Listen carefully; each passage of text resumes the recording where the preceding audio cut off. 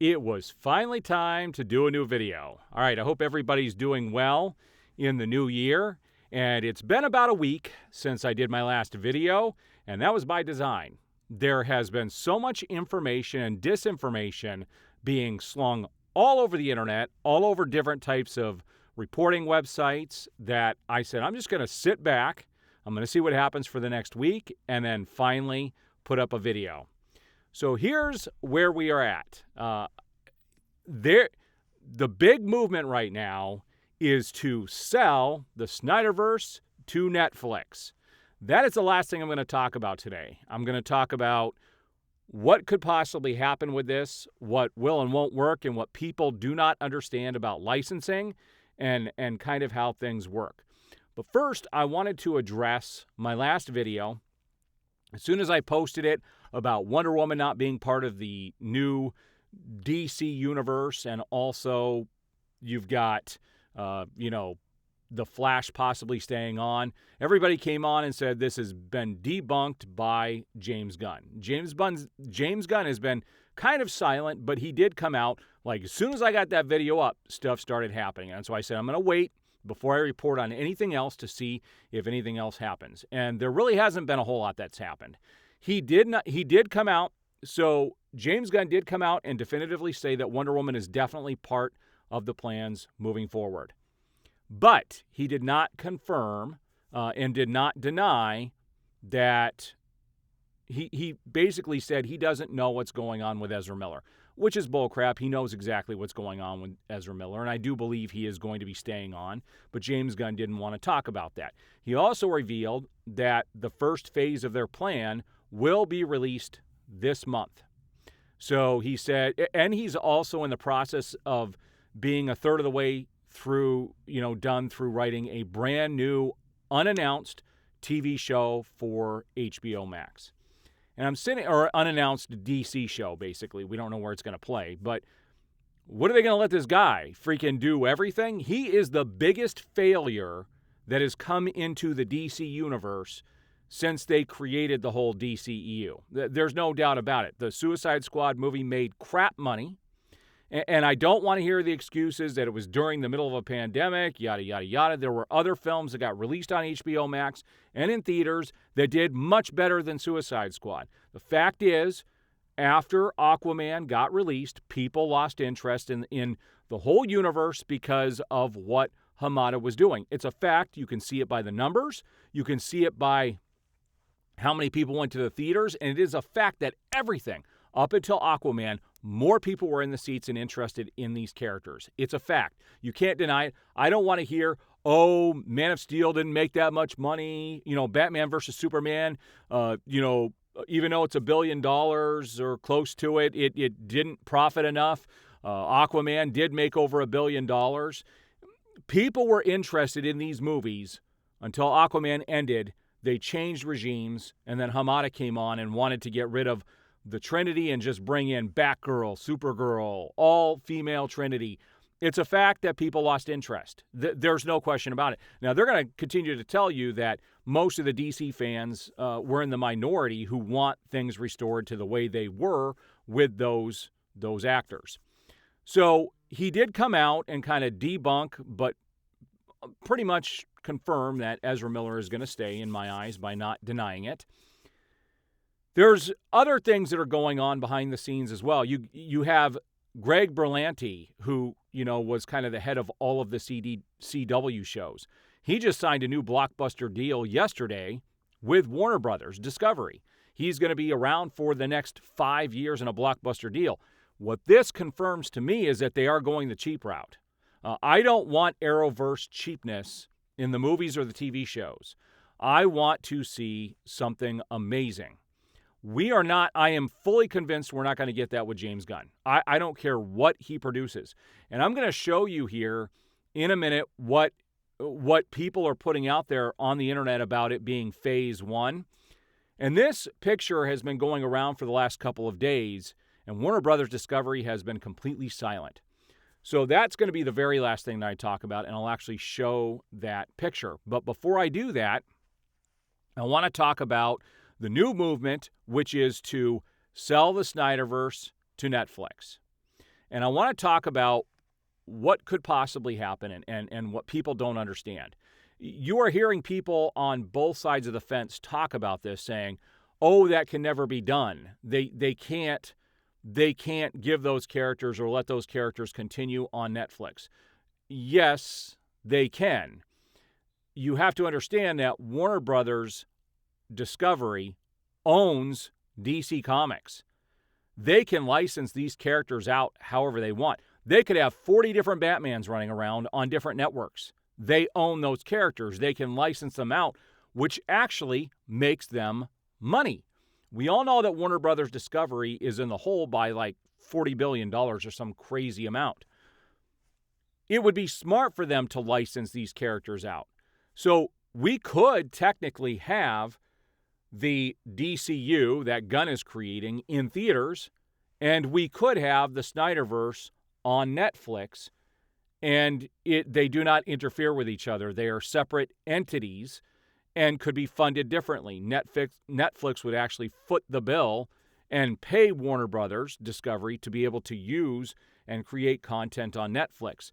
It is a very real possibility that that could happen. Does that mean that is going to happen? No, it doesn't. I don't know if we're going to get real movement on this or not. Warner Brothers Discovery seems to be pretty hell-bent on just eliminating the Snyderverse altogether, just being done with it entirely. The first move that Gunn made, the first big move, was get rid of Henry Cavill. He is by far the most popular part of the Snyderverse. You getting rid of him is definitely a shot across the bow. There's no question about it. They want to get rid of it. Does that mean they won't use them in the future for some Kingdom Come or some massive crisis event in the future? No, they could easily bring those characters back. Again, they own them. They could bring these characters. I mean, that could be what those meetings were with Patty Jenkins. It could have been with, Henry Cavill and all the people that they're supposedly letting go. Those meetings could have been, hey, we're going to bring you back, down the line. So stick around, be ready for our call. We'll use you later.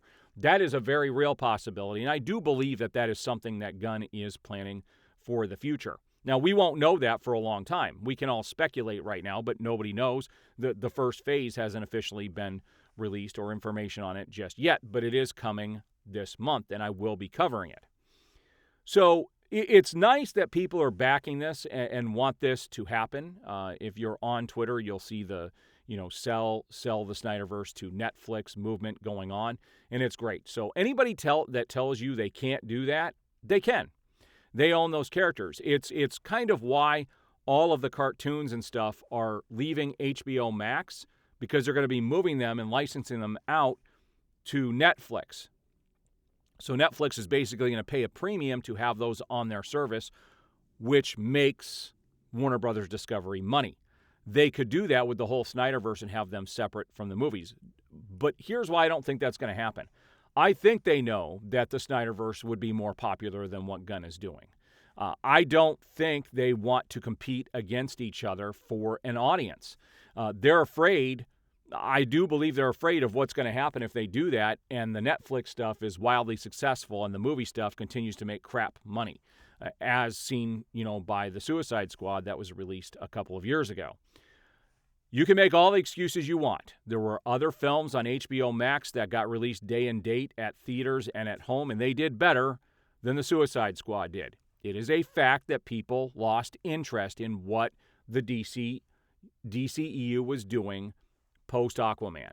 We wanted to see these main characters. Once Shazam hit and everything, it just took a nosedive from there. Now, I personally liked Shazam. I thought it was good. It was a great addition to the universe. But what happened at the end of that film was they didn't get Henry Cavill back, so they did a headless Superman, which left a bad taste in everybody's mouths. And this is the kind of crap that Warner Brothers has been known for. And it seems like this Warner Brother curse is going to continue. Now, I'm going to be eager to see what James Gunn comes up with.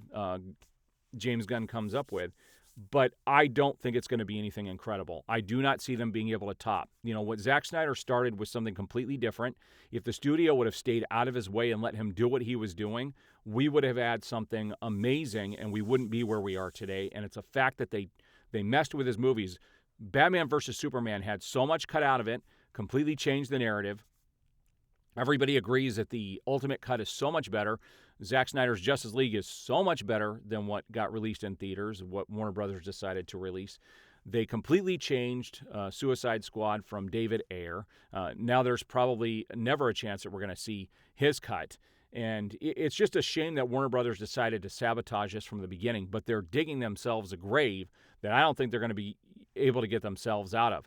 To me, this seems like self-sabotage, so they can sell the company off in 2 years, the whole Warner Brothers aspect of this, along with the DC stuff. And I would be happy if somebody else would pick it up, because personally, I'm not a huge Marvel guy, but I have seen all the Marvel stuff, but I'm not a Marvel fan per se. I don't own any Marvel comic books, and I don't collect their stuff. I do own the movies. I do go to the theater to watch the films. There's a few I haven't gone to see. I didn't go see Doctor Strange 1. I haven't seen the newest Black Panther film. I'm waiting for that to stream. But for the most part, I've gone to the theaters to see all these films, and I am looking forward to Ant-Man. But the best part of Marvel, by far, were the shows that they had on Netflix. Netflix took it seriously. They created some amazing shows. Now those shows have moved on to Disney Plus and actually caused them to put age ratings on Disney Plus. If they could get a hold of Snyder stuff, and now that Snyder has a very good working relationship with Netflix and Netflix can appreciate who he is, I would love to see the stuff move over there. Now, what's interesting is you have another big blockbuster out right now, which is Avatar 2. And you had James Cameron come out and said his big inspiration was Zack Snyder, that people like Zack Snyder have revolutionized filmmaking, and he is very grateful. Zack Snyder was onto something. I went back and watched the third trailer for Man of Steel today, and it just brings so much feeling and emotion. And if the studio would just stayed out of his way, we wouldn't be where we are today. It's a fact. All right, so before I sign off, the last thing I want to talk about is the supposed slate that has been released by James Gunn and is making the rounds all over the internet. Now, I believe that this is 100% fake. If you look at the titles of the films, first of all, Teen Titans right in the middle as one of the opening films? No. Same with Green Arrow. One of the Phase 1 movies? No. That doesn't make any sense. If you cannot establish your Trinity or a Bat family, you can't have Teen Titans. You can't have, and if you're going with a younger Superman in the new Superman film, you're not going to be able to create a Teen Titans show. There's no history or reason to have a Teen Titans show. And we don't even know what they're doing with Batman yet, which is a big question mark. There's a lot of stuff that would lead anybody to believe that this is completely fake. Somebody made this up and threw this out on the internet. But what are your guys' thoughts on this? I don't see them. I do not see them. And if you look at the list, you know, you've got the Justice League Tower of Babel parts 1 and 2. I don't think they're going to release 2 movies in a row for Justice League. I would have been more apt to believe this if they were kind of split up with movies in between. I don't see them doing parts 1 and 2 together and releasing them very, very close together. That just doesn't make any sense. I think this is a 100 complete fabrication. I don't think there's any truth to this at all. Maybe I'll be proven wrong when Gunn decides to release his plans, but as of right now, I do not believe this for 1 second. I will be covering everything that's coming up in the future. Do not hesitate to subscribe if you haven't. I appreciate all the comments and the fans out there, and I will see you on the next video.